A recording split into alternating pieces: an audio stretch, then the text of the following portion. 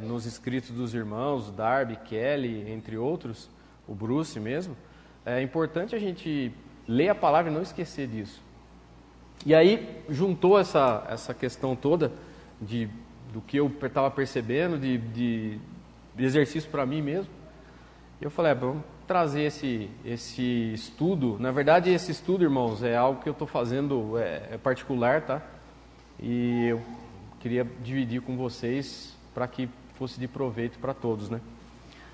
Então, o assunto é a leitura da palavra. E aí, um dos pontos principais aqui, quando eu comecei a querer estudar a questão da palavra, o que termos nós temos hoje na palavra em relação à leitura, né? Então eu encontrei 9 palavras, não sei se o pessoal vai conseguir ver aí, mas escrituras, água, livro, meditava, ler, letras, palavra, conhecimento, sabedoria. Então, todas essas palavras a gente encontra na Bíblia e estão relacionadas à leitura. Então, deram mais ou menos, como eu falei, eu ainda estou estudando, né, esse assunto, e foram 9 palavras ao todo. E aí, dessas 9 palavras, eles geraram aproximadamente 50 versículos, e desses 50 versículos, mais ou menos 50 contextos para fazer sentido, né, no que eu estava estudando. E desses 50 versículos geraram 26 temas. A Ana falou outro dia para mim que eu estou muito numérico, tá? Então eu peço desculpa para vocês aí, mas é algo assim, é impressionante como a palavra tem conexão em tudo. Tudo se conecta, tudo é conectado. Então dessas 9 palavras geraram 26 temas próximos, né? E aí eu fiquei pensando como fazer para organizar tudo isso, como fazer, colocar numa ordem que fique clara para nós entendermos, né? Então, isso aqui é conhecido, né? É um círculo que muitas pessoas usam para tentar organizar a forma de pensar. E, infelizmente, a minha é meio caótica, então eu preciso usar desenho, né? Quando o pessoal fala assim, você quer que eu desenhe? Eu quero que eu desenhe, porque para mim é melhor, eu consigo entender mais. Então, separando em porquê, como e o que. Então, o foco principal aqui seria o porquê de tudo, o que a gente faz hoje, como que se dá esse exercício de leitura e os frutos que a gente tem, e o que é a palavra, na verdade, né? O que é. Então, eu separei aqui no primeiro ponto, que é o porquê, né? O objetivo da palavra, depois a gente vai ler na Escritura exatamente isso, é só uma introdução. E depois, para que serve a leitura da palavra? Esse é o foco principal, o objetivo e para que serve. Depois, como que a palavra a gente vai aplicar ela nas nossas vidas, né? Então, a palavra a gente sabe que ela é revelada, é inspirada pelo Espírito, é algo que não vem de nós, ela vem pelo ouvir. A gente sabe que pode pedir por sabedoria, não existe regra, depois eu vou explicar o que é essa regra. Constância, insistência, fazer desde criança, e o fruto de tudo isso é a gente conseguir dividir as palavras. Lembrando que, só reforçando, a reunião é para os jovens, mas também tem os irmãos mais velhos aí que podem aproveitar também. E o que é a palavra, né? A gente sabe que a palavra é de Deus, é o poder da palavra em nós, né?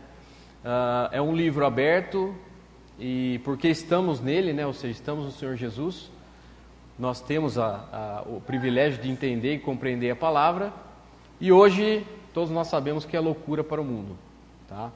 Então essa é uma forma de colocar todos esses versículos dentro de um contexto que a gente conseguisse entender.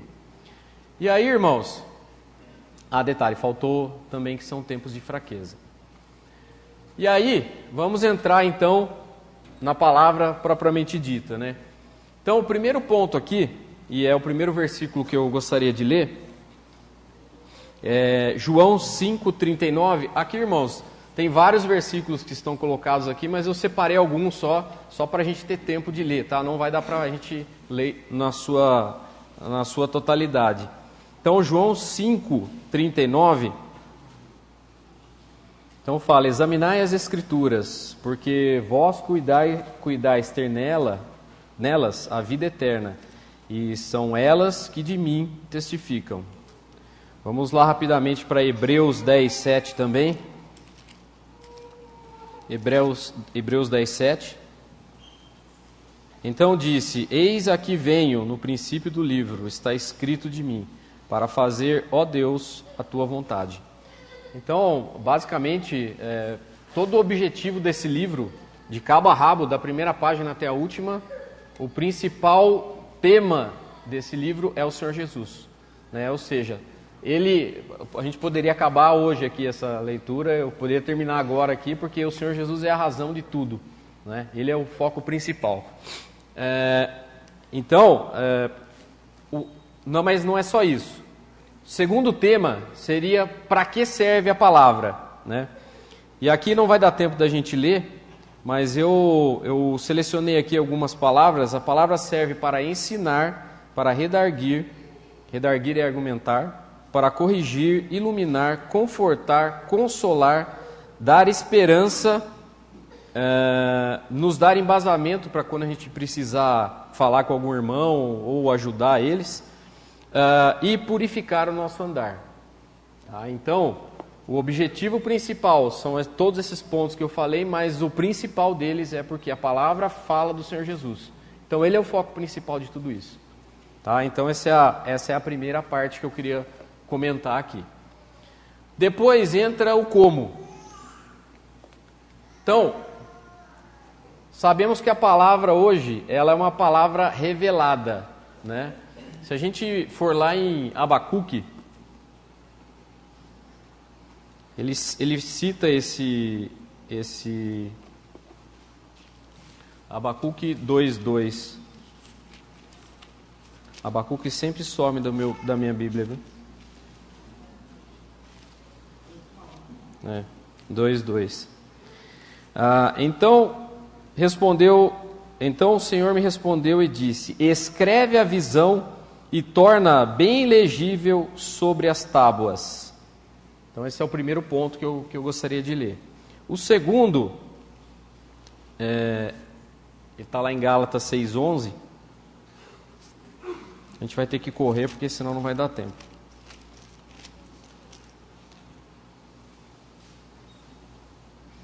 Vede com que grandes letras vos escrevi por minha mão.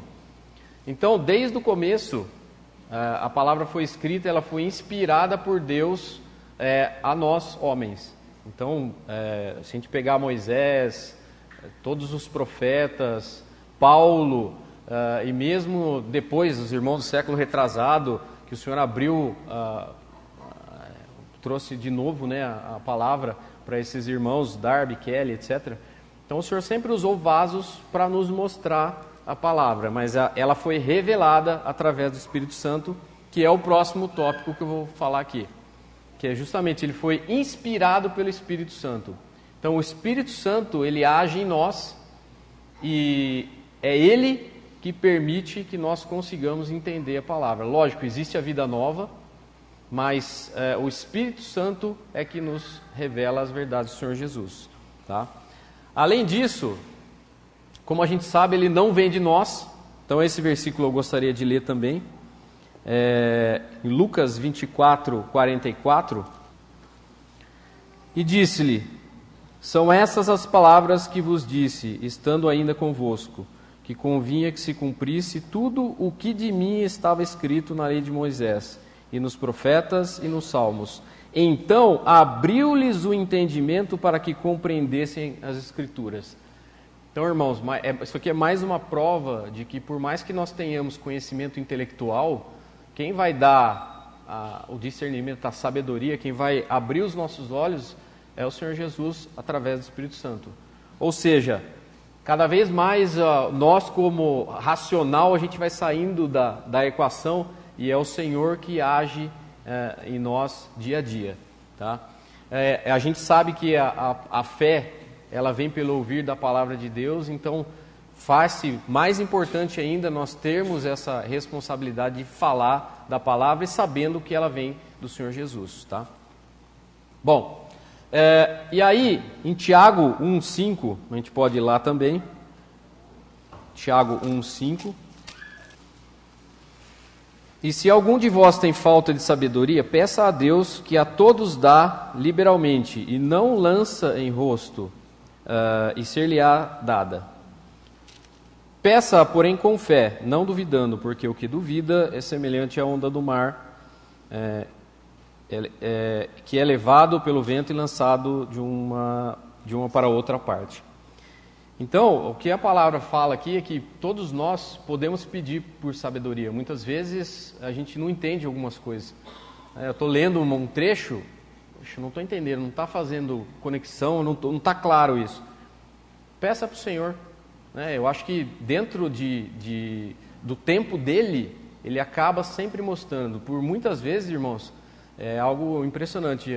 Em algumas reuniões que nós temos algumas dúvidas, sempre que para um questionário, não sei se isso já aconteceu com vocês, você fica na dúvida em relação ao assunto que está sendo falado, de repente o irmão lá fala exatamente a dúvida que você estava querendo saber. Então isso mostra o que? O Senhor, ele sabe, ele age através dos irmãos. Então nós temos esse privilégio de poder pedir. Senhor, eu quero saber, mas não adianta pedir por curiosidade, tá, irmãos? Eu quero saber alguma coisa porque eu quero saber, para o meu intelecto. Não, para saber, para aprender e andar com o Senhor. E aí um ponto importante, isso aqui eu queria chamar a atenção de vocês, é que não existe regra. Eu vou ler rapidamente aqui os versículos, Lucas 14:16. Lucas 4:16, perdão. Obrigado. Lucas 4:16. E chegando a Nazaré, onde fora criado o Senhor Jesus, entrou num dia de sábado, segundo o seu costume, na sinagoga, e levantou-se para ler. Esse é o primeiro versículo. O segundo, Josué 1:8, lá no Velho Testamento.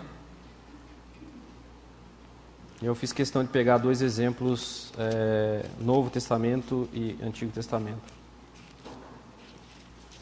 Josué 1:8. Não se aparte da tua boca o livro desta lei, antes medita nele dia e noite, para que tenhas cuidado de fazer conforme a tudo quanto nele está escrito, porque então farás prosperar o teu caminho, e então prudentemente te conduzirás. Num outro trecho também fala, o salmista, ele escreve sobre o horário que ele costumava fazer isso. Eu estava lendo esses dias um artigo, eu fiquei um pouquinho assustado, porque o irmão falava de um assunto, eu achei interessante, mas ele colocava como a obrigação de você ler a palavra todo dia de manhã. Foi isso que eu senti. Você tem que fazer isso. O Senhor Jesus tinha esse hábito de fazer isso, mas em nenhum lugar da palavra fala propriamente isso que você deve fazer isso de manhã. Não tem horário, irmãos. Não tem horário. Cada um de nós tem o seu próprio relógio biológico. Tem algumas pessoas que conseguem absorver melhor à noite, outros de dia, outros na hora do almoço. É lógico que de manhã a gente está mais tranquilo, a gente consegue aproveitar um pouco mais. Porém, o que fala aqui em outros trechos também é que cada um deve encontrar o seu horário para ficar em silêncio com o Senhor. Qual que é o seu horário? Cada um tem o seu. Cada um tem o seu horário. E quando a gente fala ficar em silêncio, não é aquela leitura rápida, que você lê e depois vai embora. Mas é um momento que você vai ler a palavra e investir o tempo ali. Tem um dos livros do Bruce que ele comenta que os primeiros 5 minutos que você começa a ler a palavra são os mais difíceis, porque tem um monte de coisa vindo na cabeça, você pensa uma coisa e pensa outra, e até você se concentrar ali, demora um pouco. Mas depois que você engata, ele vai, então é um privilégio muito grande que a gente tem. Então, irmãos, não colocar regra, não colocar lei, porque não existe lei. A gente faz porque a gente tem o poder para fazer, para ler a palavra, e porque está falando do nosso Senhor. E a gente tem o privilégio de ter essa palavra nas mãos. Tá? Então esse é o segundo o ponto que eu queria falar, que não existe regra. Depois aqui, irmãos, fala em constância e insistência. Nesses dois pontos aqui também, em Timóteo fala, persistem em ler, né? Lógico que ele está falando da leitura pública, mas a persistência é algo que precisa, por quê? Principalmente nós como brasileiros, né? A gente tem preguiça de ler. Se eu perguntar para todo mundo aqui, qual foi o último livro que você leu? Ou quando que você leu um livro, não sendo a palavra, qual que foi a última vez que você leu um livro? A gente vai falar que nós faz uns 2, 3 anos que eu não leio nada. Então nós temos isso, naturalmente, essa preguiça de ler a palavra. E quando ele fala persistir, é justamente insista, porque a gente, naturalmente, nós temos essa dificuldade de não ler. E alguns povos, algumas civilizações têm esse exercício mais apurado, mas nós temos essa dificuldade. Então, tanto a insistência e a constância, ou seja, leia. E o Robert uma vez falou um negócio que eu achei interessante. Leia mesmo que você estiver cansado, né? Leia, leia, leia e leia o máximo que você puder. Porque nós temos agora o privilégio de fazer isso, né? Quando a gente for para o céu, tudo vai ser revelado. Então nós temos o privilégio de agora conhecermos a palavra. Então insista porque vale a pena. E aí um outro ponto, esse tem bastante pais aqui com crianças. Podemos ler lá em 2 Timóteo. A gente estava falando disso semana passada lá em Limeira. E 2 Timóteo, capítulo 3, versículo 14.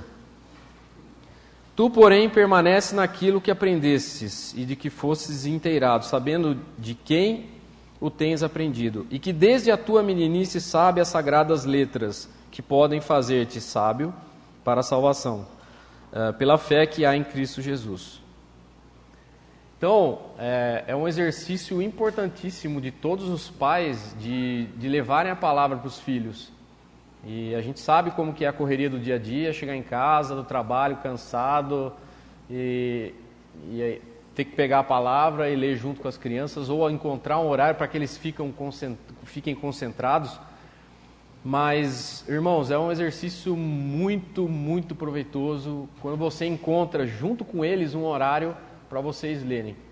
A gente sabe hoje que os equipamentos eletrônicos são mais atrativos do que parar para ler alguma coisa. Não é verdade? Internet, celular, videogame é algo que rouba a atenção da criançada. Mas ter um momento onde você pode falar com eles, explicar a palavra do Senhor, é um privilégio enorme que eles vão levar para o resto da vida. Tá? Eu lembro até hoje minha mãe recortando, não sei se as irmãs lembram, tinha um flanelógrafo que chamava, né? Então tinha as historinhas, aí você pegava a historinha e colava no cobertor assim, então você ia construindo a história. E eu lembro até hoje a minha mãe contando a história, e eu lembro da imagem de um poço, né, os poços, depois eu vou explicar no final, vai ter os poços ali. Mas muita coisa do que ela falou, eu lembro porque estava lá aquela imagem. E eu sou visual, infelizmente, né? Tem gente que consegue assimilar mais rápido.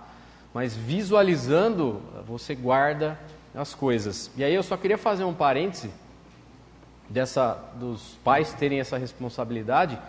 E tem um outro exercício também que a gente pode ter, que é justamente anotar.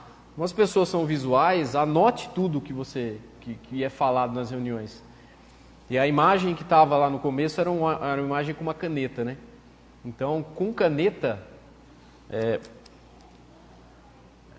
só contando uma história, eu estava jantando na casa do Bruce, e o Onassis conheceu ele também, os irmãos que conhecem ele. E aí a gente sentou depois do jantar para ler um negócio, e aí eu peguei a Bíblia e peguei uma caneta. Aí ele tirou a caneta da minha mão e falou assim, não anota com caneta não.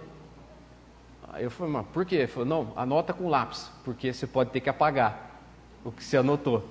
Então, é um exercício simples e tem um termo americano, em inglês, né, que fala que o conhecimento vem através da ponta de um lápis. Então, exercitar esse hábito de anotar, fazer anotação. Depois, mais para frente, você vem e, puxa, fiz a anotação aqui, isso aí faz sentido. Então, usar esse exercício também com as crianças, não deixar isso de lado, que um dia isso aí a água vai se tornar vinho. E qual que é a consequência de tudo isso, irmãos? Basicamente, está lá em 2 Timóteo, não vai dar tempo da gente ler, mas é a questão de nós aprendermos a dividir a palavra. Quanto mais a gente lê, quanto mais a gente entende, mais as coisas começam a se conectar. Não só Velho Testamento, como Novo Testamento. Então a gente começa a ficar mais claro as verdades do Senhor e as verdades da palavra. Então, nunca é um investimento, nunca é um tempo perdido. Aproveite sempre para ler o máximo. E aí aqui, irmãos, não vai dar para ler com vocês toda essa parte aqui, mas o que é a palavra? Ela é a palavra de Deus, ela não é nossa. A partir do momento que eu não ando mais com o Senhor, como os irmãos falaram aqui, eu posso falhar, eu posso cair, e a palavra vai estar no meu coração, mas muitas vezes ela não vai ser usada. É o poder em nós, ou seja, a palavra tem uma série de forças, né, para nos lavar, nos limpar e nos trazer de novo a razão, nos mostrar os nossos pecados, as nossas falhas. Então é um poder que não vem de nós. É um livro aberto. Isaías 29:11 fala só da agonia, não vou ler também, fala da agonia de um livro fechado. Então nós temos o privilégio de ser um livro aberto, né? Está tudo aqui, tudo para a gente ler. Tudo disponível para ler agora. E depende realmente do nosso exercício de insistir nisso aí, né? E nós temos essa palavra também porque estamos no Senhor Jesus, né? A nossa posição, né, como salvos, a gente estando em Cristo, a gente consegue então entender essa palavra. É a única arma de ataque hoje, e a arma não é nossa, tá, irmãos? Eu chamo a atenção de vocês. Muitos pensam que eu vou usar a palavra para pregar, eu vou convencer as pessoas. Quem convence é a palavra, né? Nós somos usados por isso, pelo Senhor, como vasos. Mas quem convence é a palavra, é o Espírito, e nós somos simplesmente vasos, né? E sabemos que é loucura para o mundo hoje. Nesse versículo em Atos, né, Paulo está diante de um senado lá e ele está questionando, colocando alguns pontos lá e um dos senadores lá, ele fala muitas palavras, né, te fazem delirar. Então para o mundo sempre vai ser loucura. Nós nunca vamos poder convencer o mundo e achar que o que nós estamos falando eles vão entender. Não foi assim no passado e não vai ser assim no futuro também. E aí, o último ponto aqui, que é importante, que a gente sabe que os tempos são de fraqueza. Por quê? Eu já conversei com vários irmãos que olham os tempos de Atos e pensam, puxa vida, né? Onde está aquela força toda? 3.000 pessoas eram convertidas de uma só vez. Essa força não existe mais. Hoje estamos em tempos de coisas pequenas e eu lembro de um irmão extremamente frustrado com isso, que ele não via entre os irmãos reunidos, não vejo força, não vejo aquele ânimo de Atos. E nem vai ver, irmão. Nem vai ver, por enquanto não. Isso aí vai vir mais para frente. Os tempos são de coisas pequenas agora. Então, mesmo as coisas pequenas são um grande privilégio para a gente. Então, saber se conectar, em que momento nós estamos. Então, tudo isso é o que realmente a palavra é. E aí, só para finalizar aqui, 2 pontos que eu queria chamar a atenção de vocês é ler a palavra. Qual que é a consequência de ler, né? Então, podemos só ler isso aqui em Timóteo 4,15. Acho que é 1 Timóteo, né? 1 Timóteo 4,15. Vai passar um pouquinho o tempo, tá, Ednei? Medita essas coisas, ocupa-te nelas, para que o teu aproveitamento seja manifesto a todos. Tem cuidado de ti mesmo e da doutrina. Persevera nessas coisas, porque fazendo isso, te salvará, tanto a ti mesmo como aos que te ouvem. Então, o teu aproveitamento vai ser manifesto. O que isso quer dizer? Quanto mais nós lemos, mais oportunidade o Senhor vai ter de nos usar, caso seja necessário, para trazer a tua palavra. Então, a leitura é fundamental para isso, mas ela tem que vir junto com a obediência, né? Então, a gente está falando de obedecer, ler e obedecer a palavra. E desobedecer também é algo que os irmãos estão comentando desde as primeiras reuniões aqui. Quais as consequências da gente desobedecer? A gente pode perder a nossa vida aqui simplesmente desobedecendo o que a palavra está falando para a gente. Então, são esses dois pontos que é importante a gente pensar. O que eu posso ganhar com isso e também o que eu posso perder se eu não ler. E para finalizar, aqui eu falo mais diretamente para os irmãos, não só irmãos, mas irmãs também. Vamos ler lá em Salmo 39, já vou terminar já, tá? Salmo 39. E eu disse, guardarei os meus caminhos para não delinquir com a boca, não delinquir com a minha língua. Enfriarei a minha boca enquanto o ímpio estiver diante de mim. Com silêncio fiquei como mudo. Calava-me, mesmo acerca do bem, mas a minha dor se agravou. Incendeu-se dentro de mim o meu coração. Enquanto eu meditava, se acendeu um fogo. Então falei com a minha língua. Aqui, irmãos, só um alerta para todos os irmãos que têm a responsabilidade em suas assembleias. Muitas vezes a gente não fala. E lá em 1 Tessalonicenses fala a questão de calar o espírito, né? Nós podemos calar o espírito simplesmente não falando no momento que deveria falar. E isso é um exercício muito importante e muito importante não só para vocês mesmos como exercício, mas para a Assembleia. E muitas vezes as pessoas, os irmãos, né, ficam em silêncio, mas o Espírito está querendo falar.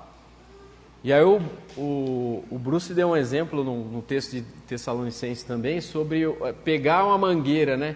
A água é a palavra. E quando o Espírito quer falar, se a gente não pegar essa mangueira e torcer ela, o que acontece? A água para de passar.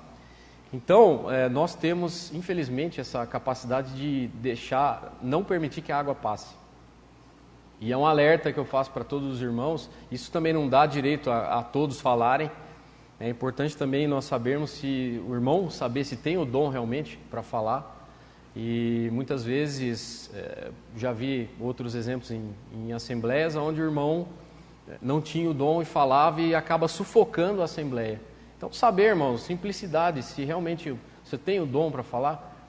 E se você não tiver o dom para falar na assembleia, eu conheço vários irmãos que falam fora da assembleia e que eu muitas vezes já aprendi por irmãos que nunca falaram nada numa reunião.